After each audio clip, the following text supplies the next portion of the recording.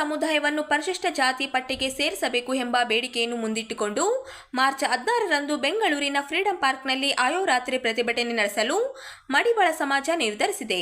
ಈ ಕುರಿತು ನಗರದಲ್ಲಿನ ಪತ್ರಿಕಾ ಭವನದಲ್ಲಿ ನಡೆದ ಸುದ್ದಿಗೋಷ್ಠಿಯಲ್ಲಿ ಮಾತನಾಡಿದ ಜಿಲ್ಲಾ ಮಡಿವಾಳ ಮಾಚಿದೇವ ಸಮಾಜದ ಅಧ್ಯಕ್ಷ ಜಂಬಣ್ಣ ಎಕ್ಲಸ್ಪೂರ್ ಅವರು ಮಾರ್ಚ್ 16ರಂದು ನಡೆಯಲಿರುವ ಈ ಶಕ್ತಿ ಪ್ರದರ್ಶನಕ್ಕೆ ಜಿಲ್ಲೆಯ ಎಲ್ಲ ತಾಲೂಕುಗಳ ಸಮುದಾಯದ ಮುಖಂಡರು ಹೆಚ್ಚಿನ ಸಂಖ್ಯೆಯಲ್ಲಿ ಭಾಗವಹಿಸಬೇಕು ಎಂದು ಕರೆ ನೀಡಿದರು.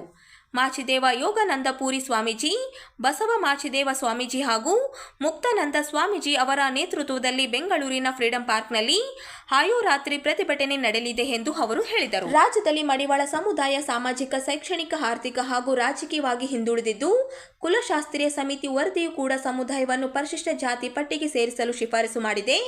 ಆದರೆ ಸರ್ಕಾರ ವರದಿಯನ್ನು ಸ್ವೀಕರಿಸದೆ ನಿರ್ಲಕ್ಷ್ಯ ವಹಿಸುತ್ತಿದೆ ಎಂದು ಆರೋಪಿಸಿದರು.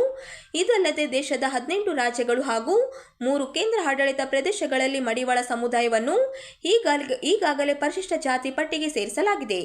ಇದೇ ರೀತಿಯಲ್ಲಿ ಕರ್ನಾಟಕದಲ್ಲಿ ಕೂಡ ಸರ್ಕಾರ ಮಡಿವಾಳ ಸಮುದಾಯವನ್ನು ಪರಿಶಿಷ್ಟ ಜಾತಿ ಪಟ್ಟಿಗೆ ಸೇರಿಸಬೇಕು ಎಂದು ಆಗ್ರಹಿಸಿದರು.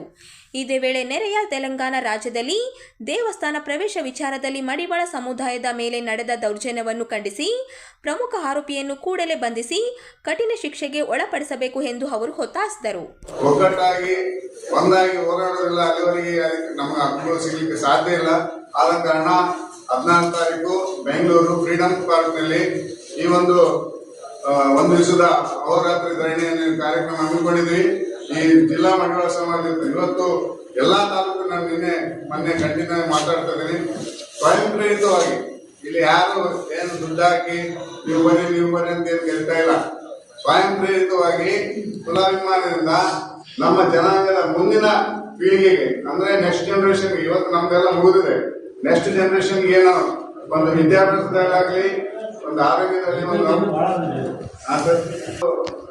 ನಿಟ್ಟಿನಲ್ಲಿ ಸ್ವಯಂ ಪ್ರೇರಿತವಾಗಿ ಇವತ್ತು ಪ್ರತಿಯೊಂದು ಹಳ್ಳಿಯಿಂದ ಸಿಟಿಯಿಂದ ಇಡೀ ರಾಜ್ಯದಂತ ಎಲ್ಲ ಜಿಲ್ಲೆಗಳಿಂದ ಇವತ್ತು ಲಕ್ಷಾಂತರ ಜನ ಬೆಂಗಳೂರಲ್ಲಿ ಫ್ರೀಡಂ ಪಾರ್ಕ್ನಲ್ಲಿ ಸೇರ್ತಾ ಇದ್ದೀವಿ. 14 ತಾರೀಕು ಬೆಳಗ್ಗೆ 8ರಿಂದ ಅವತ್ತು ಅಹೋರಾತ್ರಿವರೆಗೆ ಅಂದ್ರೆ ರಾತ್ರಿವರೆಗೂ ಧರಣಿಯನ್ನು ಹಮ್ಮಿಕೊಳ್ಳಲಾಗಿದೆ.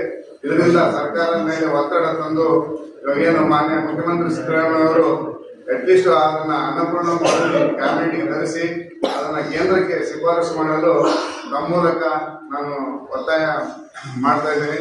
ಒಬ್ಬ ಹಸುಕೂಸು 2 ತಿಂಗಳ ಕೂಸನ ಇದೇ ಕರ್ನೂರು ಕಮ್ಮವಾರೆ ಒಂದು ಹಳ್ಳಿಯಲ್ಲಿ ಒಬ್ಬ ಶ್ರೀನಿವಾಸ ರೆಡ್ಡಿ ಅವರು ದೇವಸ್ಥಾನಕ್ಕೆ ದರ್ಶನಕ್ಕೆ ಹೋದ್ರೆ ₹100 ಅವ್ರು ₹100 ಕೊಟ್ರೆ ಎಂಟ್ರಿ ಅಂತ ಹೇಳಿದ್ರು. ಬಟ್ ಅವರು ದೇವರ ದರ್ಶನಕ್ಕೆ ನಾವು ಇಲ್ಲೇ ಕೆಲಸ ಮಾಡ್ತೀವಿ, ನಮ್ಮನೆ ಯಾಕೆ ₹100 ಅಂತಂದ್ರೆ ಅವರು ಒಳಗ ನೀವು ನಮಗೆ ಯಾರು ಮಾತಾಡ್ತಾರೆ ಅಂತ ರೂಮ್ನೆ ಹಾಕಿ ಹೊಡೆದಲ್ಲದೆ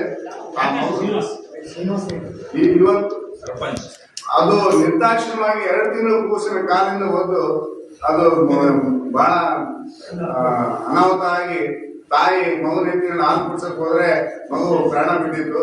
ಅದನ್ನ ಕಂಡು ಇಡೀ ಎಲ್ಲ ರಾಜ್ಯದಿಂದ ತೆಲಂಗಾಣ, ಆಂಧ್ರ ಮತ್ತು ಎಲ್ಲಾ ರಾಜ್ಯಗಳಲ್ಲಿ ಸಹ ಪ್ರತಿಭಟನೆ ಆಯಿತು. ಮೊನ್ನೆ ವಿಧಾನಸೌಧ ಮುತ್ತಿಗೆನ ಹಾಕಿದ್ರು ಹೈದರಾಬಾದ್ ನಲ್ಲಿ, ಅವ್ರನ್ನೇ ಅರೆಸ್ಟ್ ಮಾಡಿದ್ದಾರೆ. ಬಟ್ ಇದುವರೆಗೂ ಶ್ರೀನಿವಾಸ ರೆಡ್ಡಿ ನಿನ್ನ ಅರೆಸ್ಟ್ ಮಾಡಿಲ್ಲ, ಇದುವರೆಗೂ ನಿನ್ನ ಅರೆಸ್ಟ್ ಆಗಿಲ್ಲ. ಇಂಥ ಒಂದು ಘಟನೆಗಳು, ಅದಕ್ಕೆ ಧ್ವನಿ ಇಲ್ಲದ ಒಂದು ಸಮಾಜಗಳಿಗೆ ಒಂದು ಸಂವಿಧಾನಬದ್ಧವಾಗಿ ಹಕ್ಕುಗಳನ್ನು ಮತ್ತು ಕಾನೂನು ರೂಪಿಸಬೇಕು ನಮಗೂ ಸಹ ಅಂತ ನಾನು ಹೇಳಿಕ್ಕೆ ಇಚ್ಛಪಡ್ತೀನಿ. ಒಟ್ಟಾರೆಯಾಗಿ ತಮ್ಮ ಮೂಲಕ ಸಂದೇಶ ನಾವು ಮತಕೇಂದ್ರ ಅದು ಹೋರಾಟ ನೋಡ್ರಿ ಆಲ್ರೆಡಿ ಒಂದು ವರದಿ ಆಗಿತ್ತು. ಅದು ಇದುವರೆಗೆ ಅದನ್ನ ಕ್ಯಾಬಿನೆಟ್ ತಂದು ಸಹ ಮತ್ತೆ ಇನ್ನೊಂದು ವರದಿ ಸರಿ ಮತ್ತೆ ಆದೇಶ ಮಾಡಿದ್ರು. ಅದನ್ನು ಇನ್ನೂ ಪೂರ್ಣ ಆಗಿಲ್ಲ. ಆ ವರದಿ ಸರಿಗಿದ್ದಿಲ್ಲ. ಈ ವರದಿ ಬಂದು ಕ್ಯಾಬಿನೆಟ್ ಅಲ್ಲಿ ಯಾವ